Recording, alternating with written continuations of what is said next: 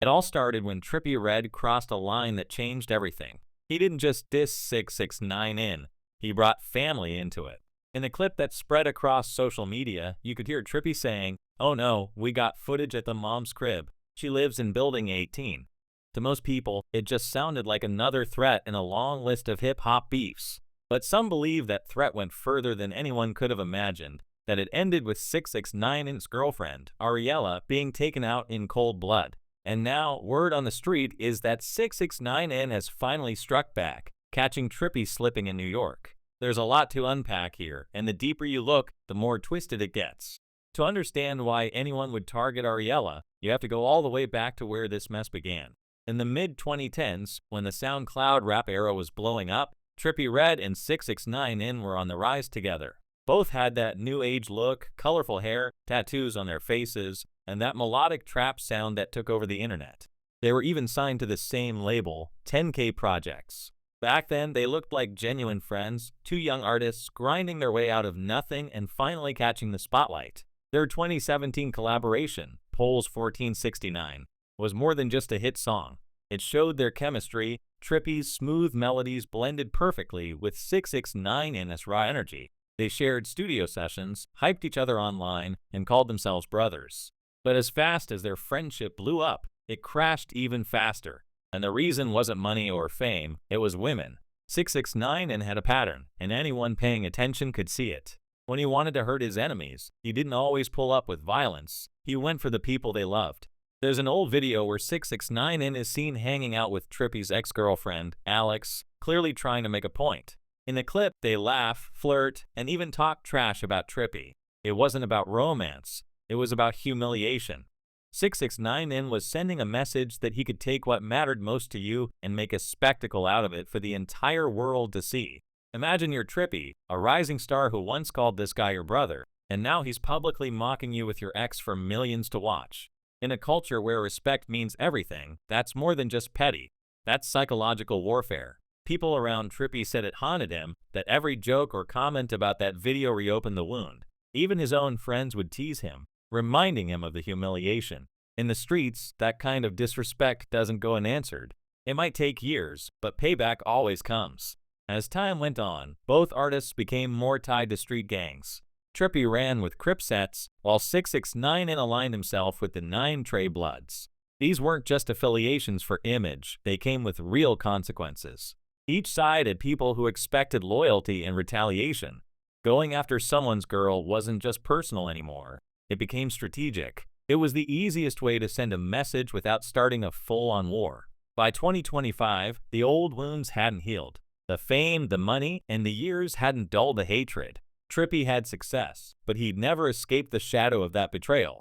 So when Ariela was found shot multiple times in her car in Mount Vernon, people immediately started connecting the dots. The way it was done, clean, fast, professional, screamed revenge. Police said it was a targeted attack, not random violence. That's when the rumors began, that Trippie had finally made his move. It made sense in a twisted way. 6ix9ine wasn't an easy target anymore. He'd been under protection, had security, and barely showed his face in public. But Ariela? She was visible, still connected to him, still posting, still representing that link to the man so many people wanted to hurt. For anyone looking to send a message, she was the perfect target. But Trippie wasn't the only one with a motive, because 6ix9ine's list of enemies wasn't short, it was endless. And most of them came from inside his own circle. To understand the danger surrounding Ariela, you have to look at the web of betrayal that defined 6ix9ine's rise and fall. Back in 2017 and 2018, when his fame exploded, 6ix9ine was surrounded by people who claimed to be family. But behind the scenes, almost everyone was plotting on him. His manager, Kefano Shotty Jordan, who was supposed to be his closest ally, was secretly sleeping with 6ix9ine's baby mother, Sarah. The betrayal wasn't just personal, it was psychological warfare from someone who knew every corner of his life. 6ix9ine later revealed that Shotty made his move while he was in jail, pretending to help him get a lawyer, only to take Sarah to a spa and start an affair. That's not just backstabbing, that's calculated domination. When 6ix9ine found out, it shattered him and created another deadly enemy who knew everything about his business, his routines, and his weaknesses. Shotty went from being his right hand to someone who could easily destroy him. At the same time, his gang life was imploding. The 9 Trey Bloods had brought him credibility, but they were also extorting him. He was paying them for protection and clout, while they were plotting behind his back. The internal tension boiled over when Anthony Harv Ellison, one of 9 Trey's enforcers, decided to teach him a lesson. In 2018, 6ix9ine was kidnapped by his own people, the very same crew that was supposed to protect him. He described the moment later, sitting in a car, heart racing, as masked men with guns dragged him out. They beat him, robbed him, and recorded him on camera to humiliate him. That day showed 6ix9ine what loyalty meant in that world. Absolutely nothing. It was all about control, money, and power. And when he snitched on those same men to save himself, his list of enemies multiplied overnight. Snitching might have saved his freedom, but it signed his death warrant in street terms. Everyone he testified against and everyone connected to them had a reason to want revenge. Families, friends, associates, even people who'd never met him started looking at him as a walking target. And when you can't get to the rat himself, the next best thing is to go after someone close to him. That's what made Ariela's situation so dangerous. She wasn't just his girlfriend, she was a reminder of everything 6ix9ine represented: betrayal, disrespect, and the collapse of street loyalty. Her previous kidnapping in 2018 already proved she was on people's radar. Surviving that should have been her warning, but it only made her more of a target. In the street world, witnesses are liabilities, and connections to rats are open invitations for revenge. When the shots rang out on August 17, 2025, investigators quickly realized this wasn't a robbery or a random attack. It was deliberate. The shooter knew exactly who she was and exactly what message it would send. And when news broke that Ariela was dead, the internet exploded. Theories flew everywhere. Some said Trippie ordered it, others said 9 Trey associates were behind it, and a few even whispered that old insiders like Shotty might have had a hand in it. 6ix9ine in his reaction was surprisingly emotional. He posted tributes online, calling Ariela a tremendous woman and saying she was like family to him. It was one of the few times he sounded genuinely broken, but his pain also revealed something deeper, that the ghosts of his past were still alive, still hunting, and still collecting debts. When 6ix9ine turned federal witness back in 2019, he didn't just save himself. He transferred the danger to everyone around him. The street code says that rats must pay, and if you can't reach the rat, you reach whoever's closest.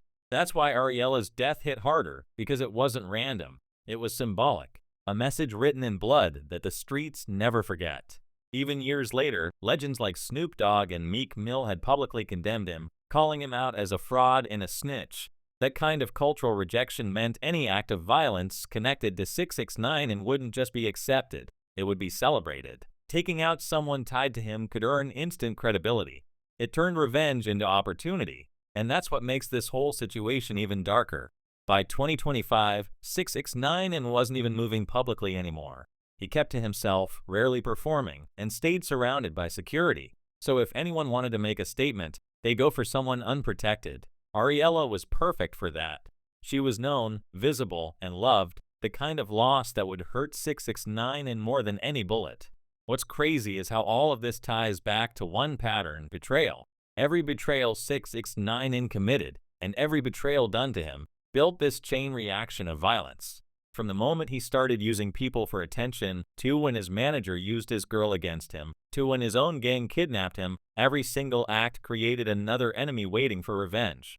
Ariela's death was the breaking point, the result of years of grudges and payback that never ended. In the end, nobody really knows who ordered the hit.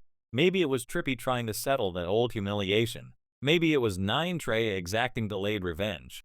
Or maybe it was someone inside 6ix9ine's old circle trying to finish what they started. Whoever it was, the message was loud and clear: being close to 6ix9ine is a death sentence. It's tragic because Ariela wasn't part of that world. She wasn't in the gangs, she wasn't plotting, she just got caught in the orbit of someone whose life had become a magnet for violence. And when the streets came to collect, she paid the price. 6ix9ine's story has always been about chaos, fame, betrayal, money, and danger all mixed into one. But Ariela's death exposed the final truth: that you can escape prison, you can survive the hate, but you can't outrun the consequences of the world you helped build. The streets always remember, even when you try to move on. And for 6ix9ine, every loss is another reminder that loyalty and betrayal walk hand in hand. Ariela's murder wasn't just a random tragedy, it was the final echo of every bad choice, every disrespect, and every secret that came before it. Because in the end, when you play with fire long enough, it's not a question of if it'll burn you, it's a question of who it'll burn first.